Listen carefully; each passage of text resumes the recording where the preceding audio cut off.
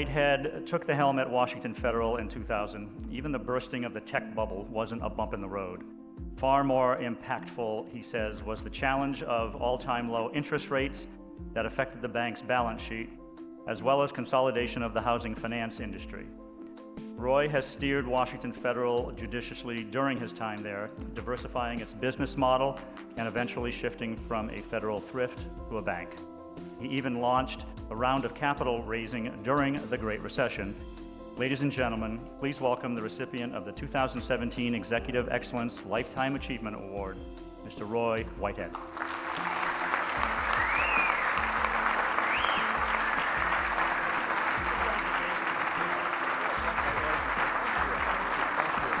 Oh my goodness.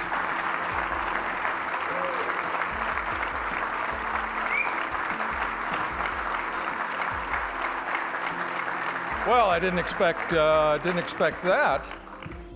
You know, gosh, what an honor it is to be here with all of you this evening, and I know we're at the end of the evening. I can't resist, though, telling a story because as Kevin was talking early on about being here at, Glenn was here early on talking about the last time he was in this room was his high school prom, and I found myself thinking about the last time I received an achievement award. I happened to be in junior high school at the time. And there was an all-school assembly, and I won the big award. This is notable because in the class after the assembly, I sat next to Dream Girl.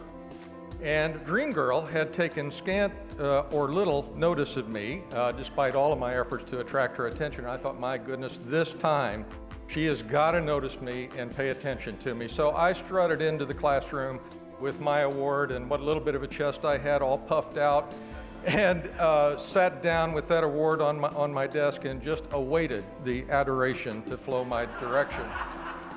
Well, after a moment or two, I began to feel a little warm, so I knew she was looking at me, and I looked over at Dream Girl, and she said this to me. She said, "Roy, why do you wear white socks?" And I guess what had happened was I didn't get the memo that the fashions had changed, but also apparently I had grown during the course of the school year, but my trousers had not. And so as I walked across that raised stage, all she could see were those white socks flashing. Thus was I handed the first of many, many, many hard lessons in the perils of hubris and the benefits of humility. And so with that in mind this evening, let me just say that this is really an award not so much for me, but for a model of governance and a set of values that have enabled this company, Washington Federal, this great community asset that we all share, to persist and to thrive for some 100 years. And I dare say it will be those same values and those same organizational principles of governance, treating people fairly, doing business with integrity, playing the long game, not doing anything for the benefit of today that will put the company at risk in the future, that will allow the enterprise to survive for yet another 100 years, may it be so. You know, it is a rare thing in this business because it is quite cyclical to be able to say that you went out on top. My goal from day one had been to steward this company during my tenure and then delivered in better shape than it was found in to the next generation of management. And I think I'm close enough now that I think victory is at hand in that regard. I think, as most of you in the room know, Mr. Brent Beardall, who's been my colleague for the past 15 years, will take over as Chief Executive Officer.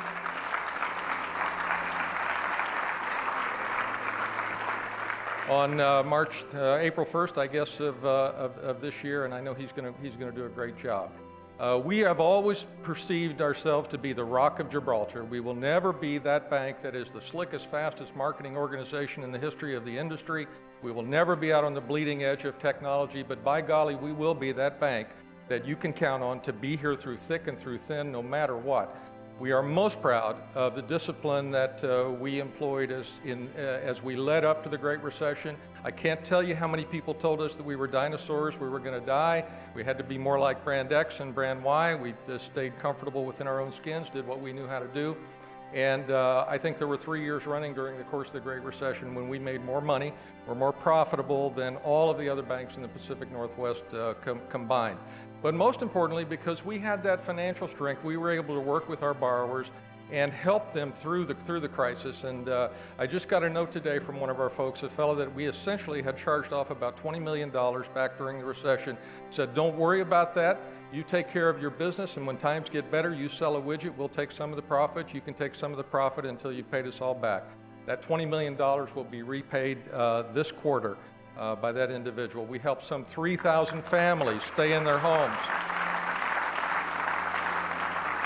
So I share all of that with you, and I'll wrap it up just by saying, when you are out shopping for a financial institution, a bank, think not so much about what you're doing in the moment, the best interest rate, the best terms, the loosest structure, bud,